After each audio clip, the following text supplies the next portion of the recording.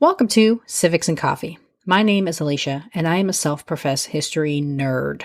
Each week, I'm going to chat about a topic on U.S. history and give you both the highlights and occasionally break down some of the complexities in history and share stories you may not remember learning in high school, all in the time it takes to enjoy a cup of coffee.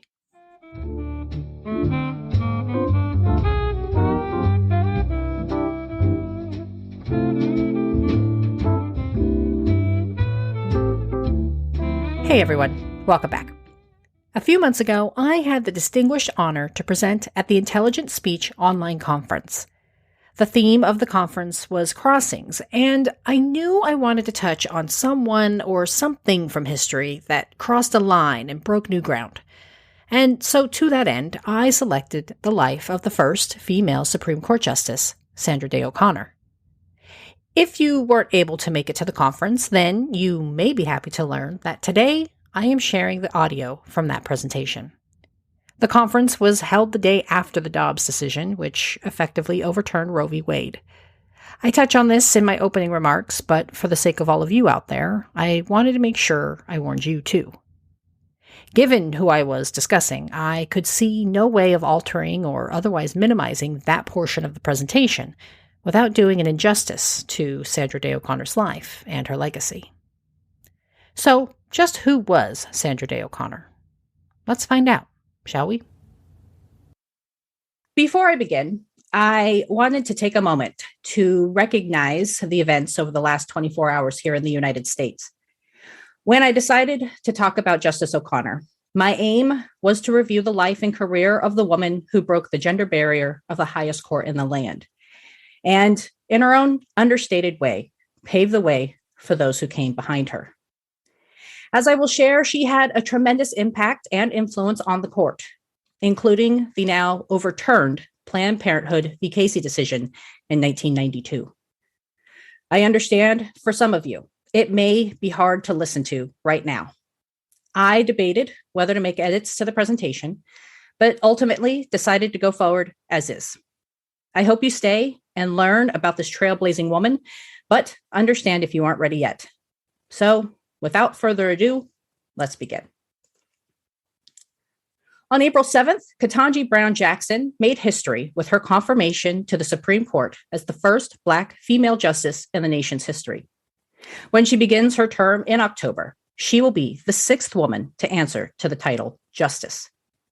As historic as her appointment is, it would not be possible if not for the groundbreaking work done by the very first woman to hold the role, Sandra Day O'Connor.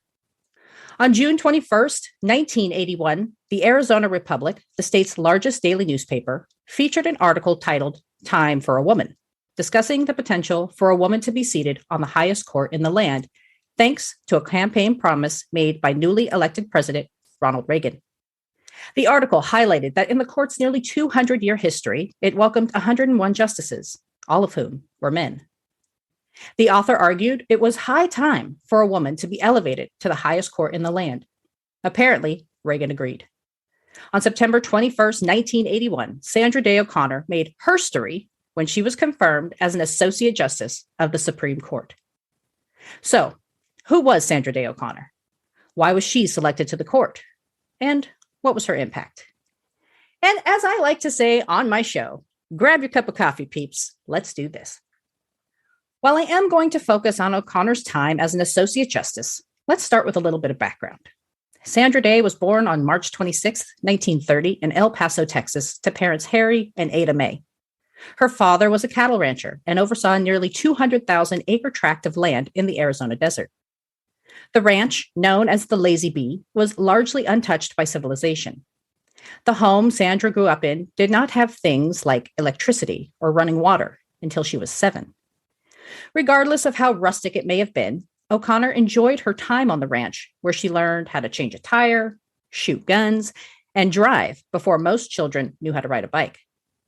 Her time at the Lazy Bee would stay with her throughout her life, prompting her to write a book with her brother about their experiences later in her life.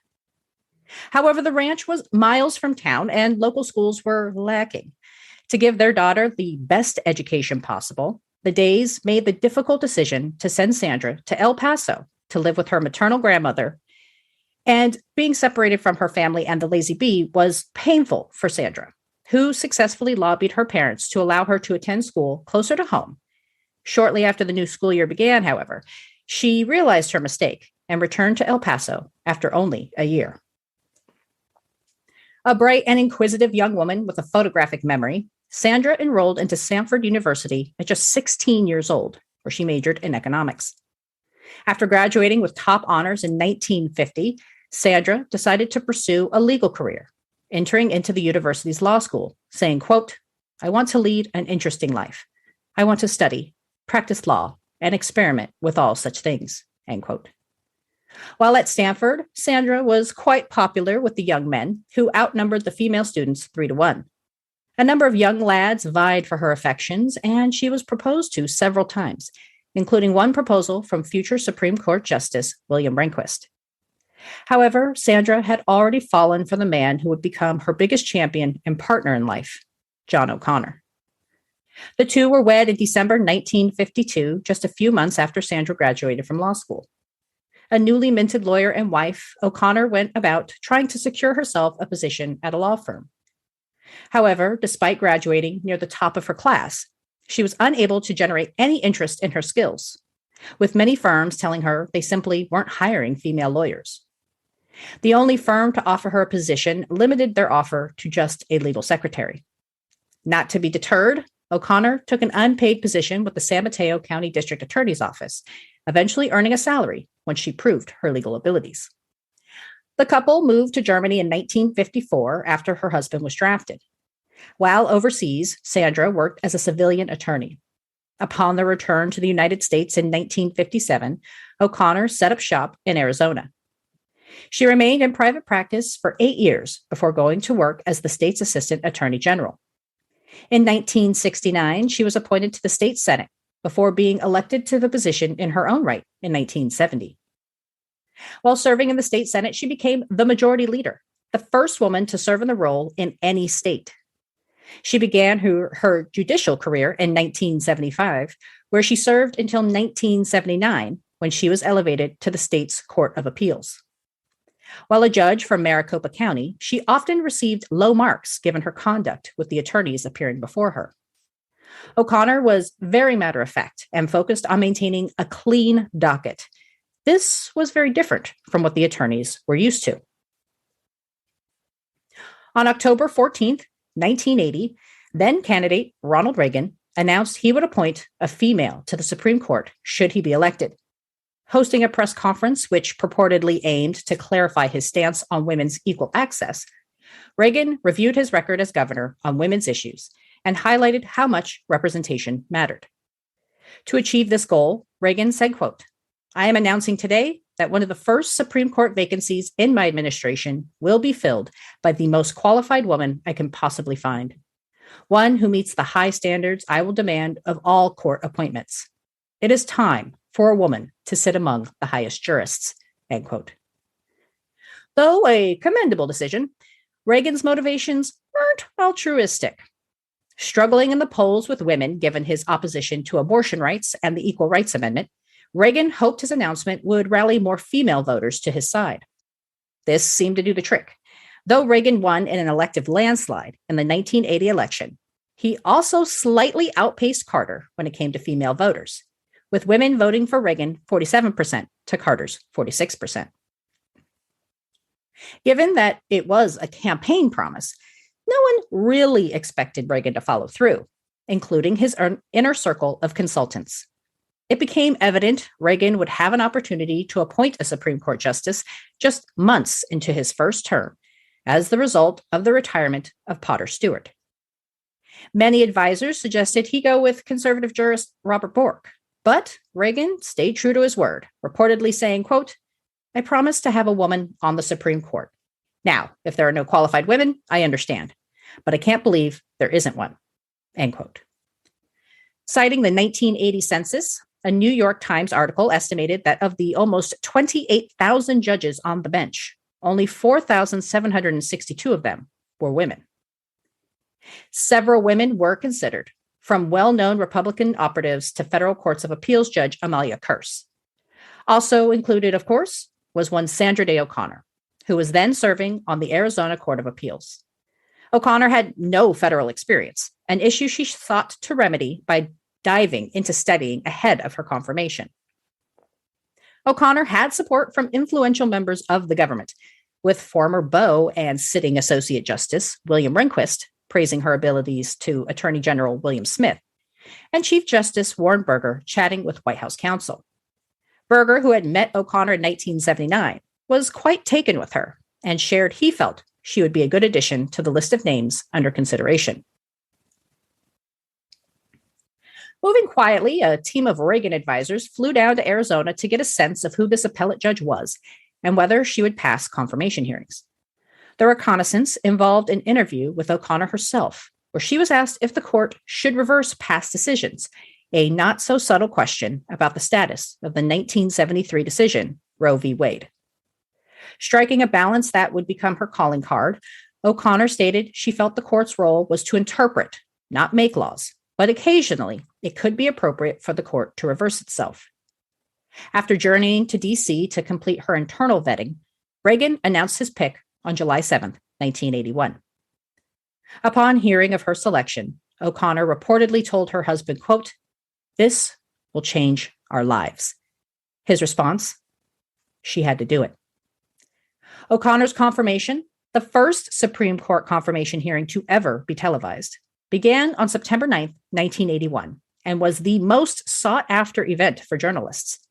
Requests for press passes surged past those requested during the Watergate committee hearings just a decade earlier. While there was intense interest in getting to know who the first woman of the court was, not all were happy to see her in the hot seat.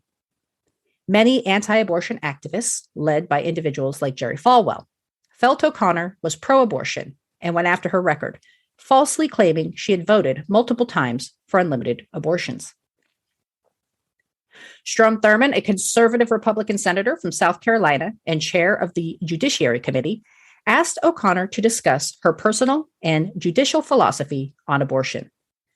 While she admitted to being personally against the idea of abortion, she let it be known that a judge's role in determining any case had to rely on the facts of that particular situation and be devoid of any personal feelings. The hearings, which lasted 3 days, were discussed heavily on the nightly news. Everyone waited to see if the first woman ever nominated to the Supreme Court would succeed in earning confirmation. On September 21st, in a vote of 99-0, O'Connor did just that.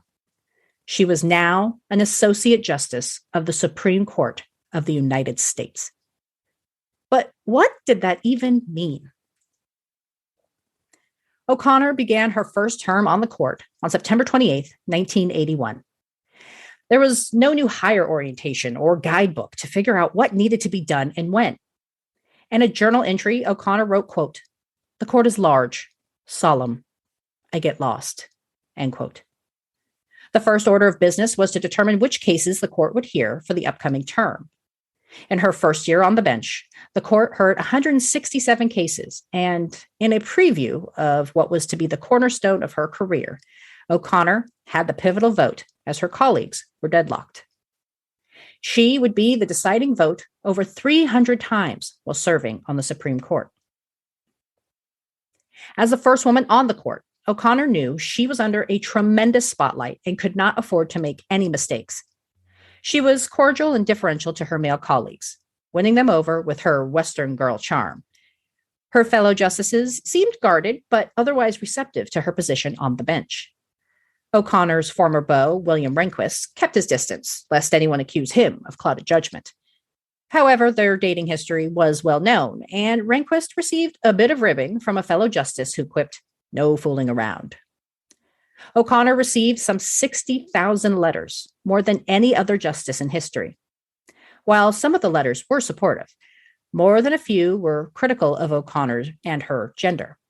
With one demanding, she returned to her home and kitchen and let the men make the decisions for the country. One of the first tangible impacts she made on the court was just how the attorneys would address the individuals sitting on the bench.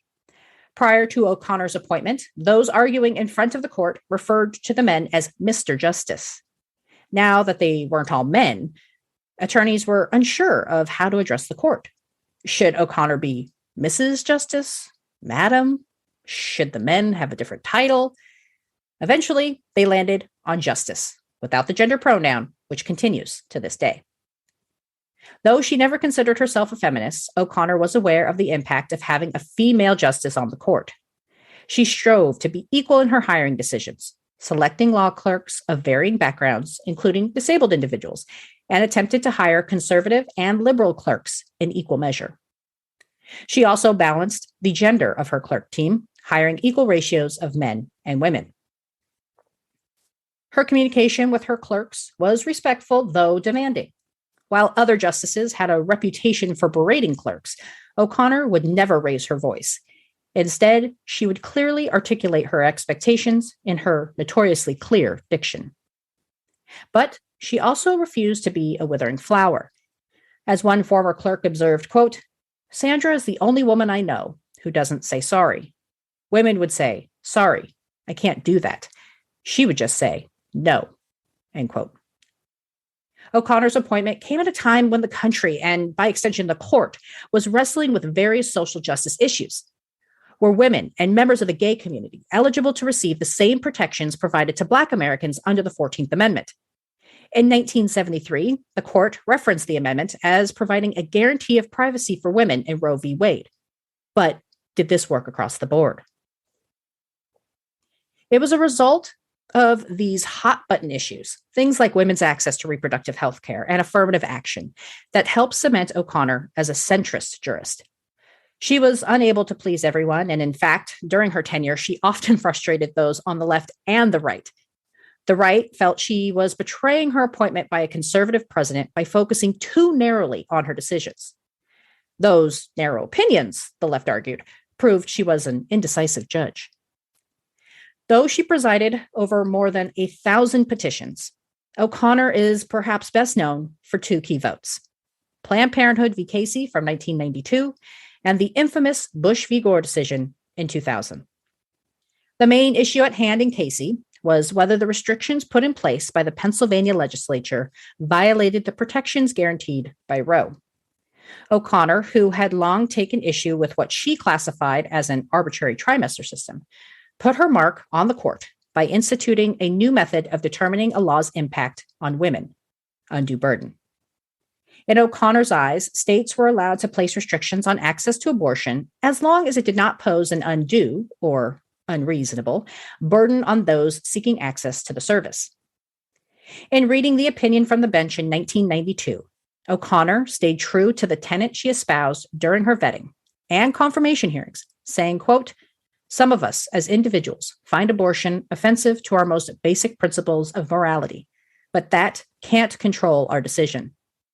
Our obligation is to define the liberty of all, not to mandate our own moral code," end quote.